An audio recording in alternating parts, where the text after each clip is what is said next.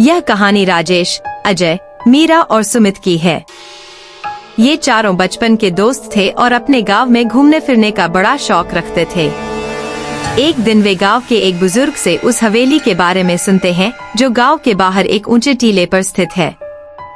लोगों का कहना था कि उस हवेली में अनगिनत आत्माएं बसती हैं और जो भी वहां गया वो वापस नहीं आया। इन सब के बावजूद चारों दोस्तों को इस हवेली में जाने की उत्सुकता हो जाती है।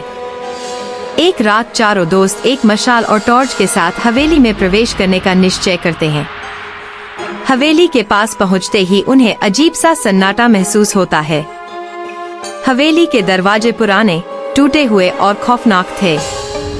राजेश ने हिम्मत कर दरवाजे को धकेला और दरवाजा जोर की आवाज के साथ खुल गया। अंदर घना अंधेरा था और हवेली के अंदर की ठंडी हवा चारों के रोंगटे खड़े कर देती थी। हवेली के अंदर जाते ही चारों दोस्तों ने महसूस किया कि जैसे कोई उन्हें देख रहा हो। वो लोग धीरे धीरे अंदर बढ़े और अचानक ही उन्हें एक कमरे से किसी के चीखने की आवाज आई। अजय और सुमित ने सोचा कि ये सिर्फ हवा की आवाज होगी, लेकिन मीरा ने महसूस किया कि ये आवाजें हकीकत में थीं। चारों उस आवाज का पीछा करते हुए हवेली के एक बड़े कमरे में पहुँचे, जहाँ दीवारों पर पुराने समय के चित्र लगे हुए थे, जिनमें राजा रानी, सैनिक और कई भयानक दृश्य दिख रहे थे। जैसे ही वे चारों कमरे के अंदर गए, दरवाजा अपने आप बंद हो गया और अचानक कमरे की सारी लाइटें जल गईं। सामने एक बड़ा दर्पण था जिसमें चारों की छवि दिखाई दे रही थी, लेकिन साथ ही किसी और की छवि भी दिखाई दे रही थी। यह छवि धीरे धीरे और साफ होने लगी और चारों ने देखा कि यह एक बूढ़ा आदमी था जिसका चेहरा बेहद डरावना था। उसका चेहरा झुर्रियों से भरा हुआ और आंखें बिल्कुल सफेद थीं। बूढ़े आदमी ने उनसे कहा, तुम लोग यहाँ क्यों आए हो? यह जगह तुम्हारे लिए नहीं है।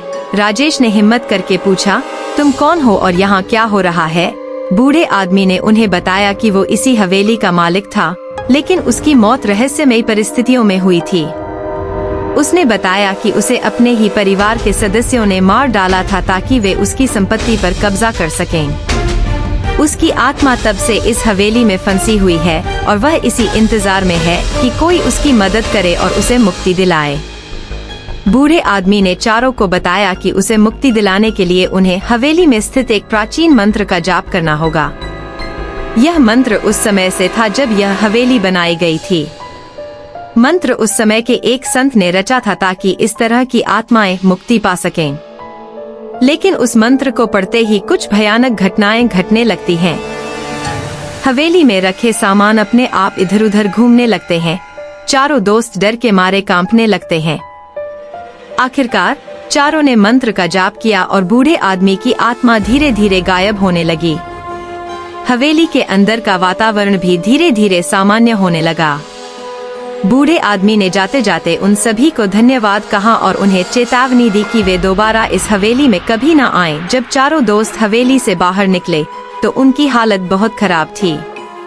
उन्होंने तय किया कि वे इस घटना के बारे में किसी को नहीं बताएंगे, लेकिन इस अनुभव ने उनके जीवन में एक गहरी छाप छोड़ दी थी।